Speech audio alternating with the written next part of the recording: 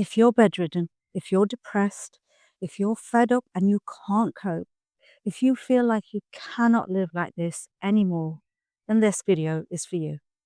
My name is Rashpal, and I want to tell you what happened to me when I felt like that. At 35, I woke up one day riddled with pain. I couldn't get out of bed. Now, at 60, I'm running my own business for the second time. I've raised my family, and I've built a community of people who need to know that their lives aren't over. And I did all this not because I found a cure, but because I found one method that changed everything.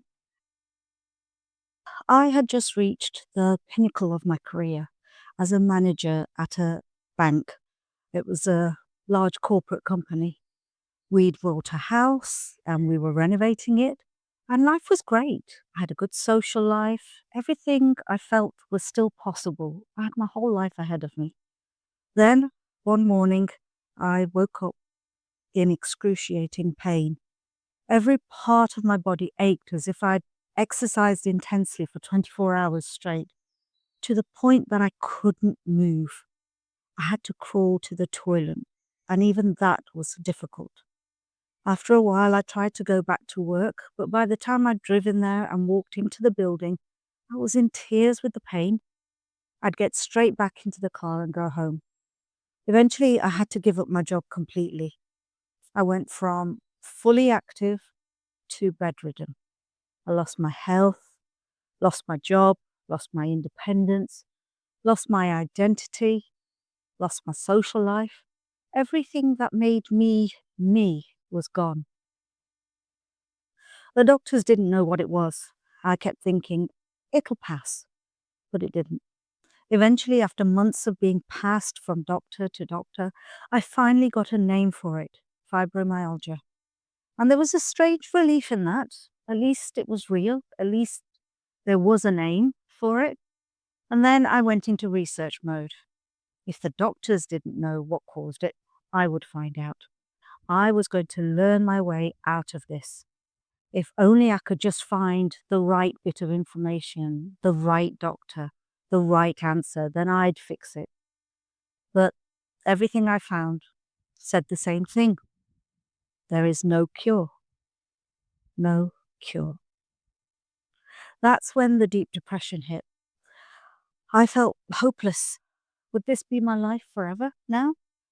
Staying at home, not going out, in constant pain, not being able to do basic things even for myself.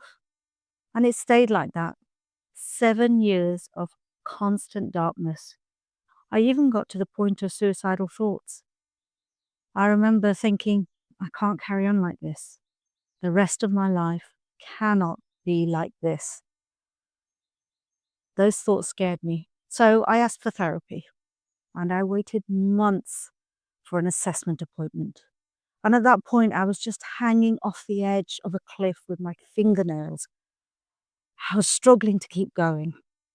I was just waiting to hear if I would get any help. I had the appointment, and then it took months for the letter to arrive. And it said that they could help, and they would help.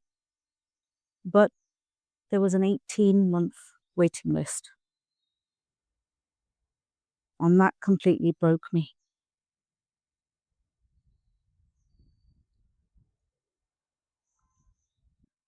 I was inconsolable. But when I was giving up completely, and with the support of my husband, I found donation-based therapy sessions at the local university with psychotherapy students. And I was so desperate, I just thought, this is what I need. Because I'd lost my job and obviously I didn't have much money at the time. So I started therapy there, and they focused on CBT for my symptoms to get me moving again, because that was my biggest issue at the time. And after a few months, I could walk. I could go down the stairs and walk out of the door and to the end of the path at the front of the house. And my goal was to get to the corner shop, and I finally achieved it. And that was such a big win for me. I thought, at least I'm moving again. At least I'll be able to just take care of myself. But the fibro didn't go away. I still had pain, and I still had devastating fatigue every day. I was trapped, and I had no idea how to live. or how to get any sort of life back. Then, in 2007, something changed. I found a structured wellness recovery program in my local community. And when I heard those words, wellness and recovery, I thought that's exactly what I need. How do I feel well again? How can I begin to recover? The first day of that program was life changing, particularly for my depression. I walked into a room with quite a few people in it, and they were all from different backgrounds, different ages, different symptoms and issues. And the first thing I realized was I wasn't alone. These people felt exactly what I felt, the same isolation, the same fear, the same loss. I was so moved, I could barely speak. These people were saying the words I couldn't say. And then the trainer said something that hit me like a ton of bricks. He talked about our value as human beings, about the fact that we matter. I'd never heard that before in my entire life. And that was like the first mind explosion moment for me. But then, here's what changed everything. This program didn't ask me to relive my trauma. It didn't ask about my illness. It didn't ask me to talk about everything I felt was wrong in my life. It asked one question. How do I live right now, today, with what's happening to me? Then it gave me a framework to do that. Tools to understand my triggers and my early warning signs.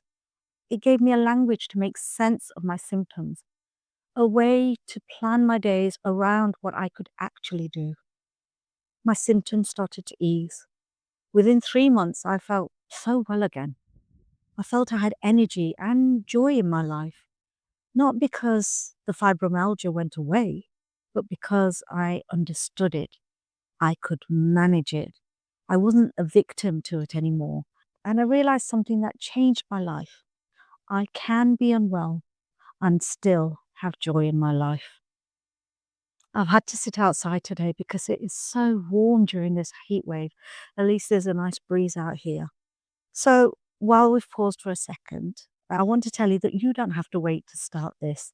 The very first step that helped me was simply beginning to understand my own symptoms, just becoming a little bit more self-aware, learning what my body was actually trying to tell me, and then calming myself down and reducing stress. So I've put some reflection prompts and calm practices that started my own recovery into a free guide. If your head feels full, if your symptoms feel random and completely out of your control, this is where you begin. Gently, just 5 minutes at a time, one question at a time. It's completely free, and the link's in the description below, so do take a look at that. I can't emphasize how much it'll make a difference to you. Next, I want to talk about what shifted the most. The biggest shift for me wasn't physical, it was mental. For the first time in my life, I valued myself. I learned I was worth looking after. And from that moment, I stopped saying, I can't. And I started saying, I can. Now how? And here's what made it last. That framework didn't stay frozen in 2007. It evolved with me. Some triggers, as I worked through them, disappeared. New ones appeared. But I had the language to understand them now. It's not a snapshot in time, this program, that you have to stick to rigidly. It's a framework and a skill that you use for the rest of your life. It stays with you. It grows and it adapts with you and your life.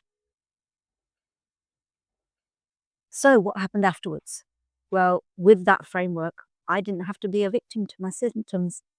If I woke up exhausted, I knew how to adjust my day and still do the things that mattered.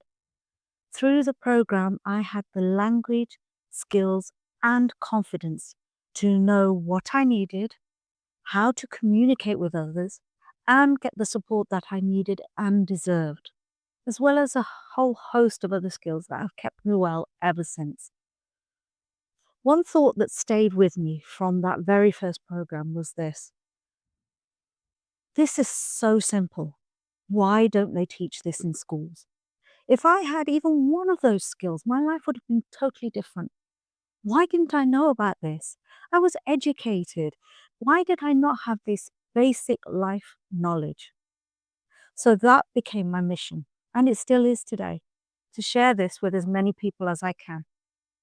I love the framework so much that I knew I wanted to teach that, as someone had taught it to me. And now I had the energy, the will, and the skills to make that a reality. I started a social enterprise.